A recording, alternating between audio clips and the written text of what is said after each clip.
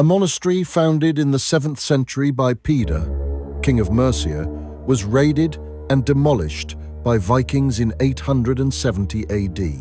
The bloodthirsty raiders plundered the site, killing all abbots and burning down the church. A new monastery was built in place, but a fire demolished the site again in 1116.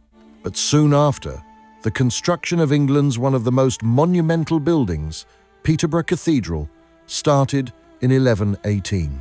The construction continued for more than a century, and it was completed in 1238. As you approach the cathedral, notice first its striking Norman architecture. The towering west front draws your eye upward, while the vaulted ceilings inside seem to lift your spirit with their grandeur. At the heart of Peterborough Cathedral, the main altar draws your attention with its modern marble structure and graceful canopy, a 19th century design by John Loughborough Pearson.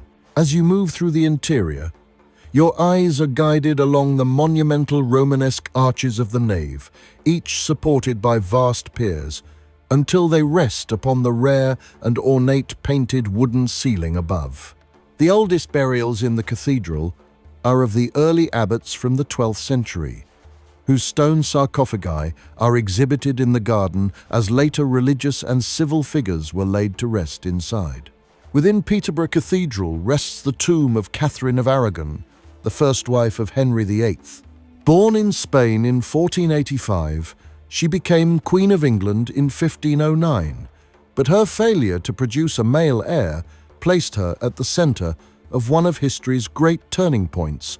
When Henry sought to annul their marriage to wed Anne Boleyn, the Pope's refusal led him to break from Rome and declare himself head of the Church of England. Through it all, Catherine remained steadfast in her Catholic faith, a devotion that shaped her life and gave her strength in exile. She spent her final years at Kimbolton Castle, where she died in 1536. Her funeral at Peterborough was a grand occasion, and her tomb endures as a place of remembrance, honoring a queen whose faith and dignity left a lasting mark on history. Another high-profile burial in Peterborough Cathedral was of Mary, Queen of Scots. Mary Stuart had been imprisoned in England for nearly 19 years by her cousin, Elizabeth I. Accused of involvement in plots to assassinate Elizabeth, she was tried for treason and condemned to death. On the 8th of February, 1587, Mary was executed by beheading at Fotheringhay Castle in Northamptonshire. After her execution, Mary's body was embalmed and buried at Peterborough Cathedral with a Protestant service, despite her Catholic faith. She lay there for more than 2 decades. When her son James I came to the English throne in 1603, he ordered her remains to be moved.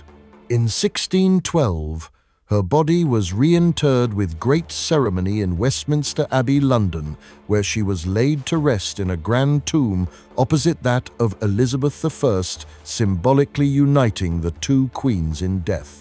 Peterborough Cathedral still attracts visitors today with its grandeur and unique Norman style, preserving a significant part of English heritage.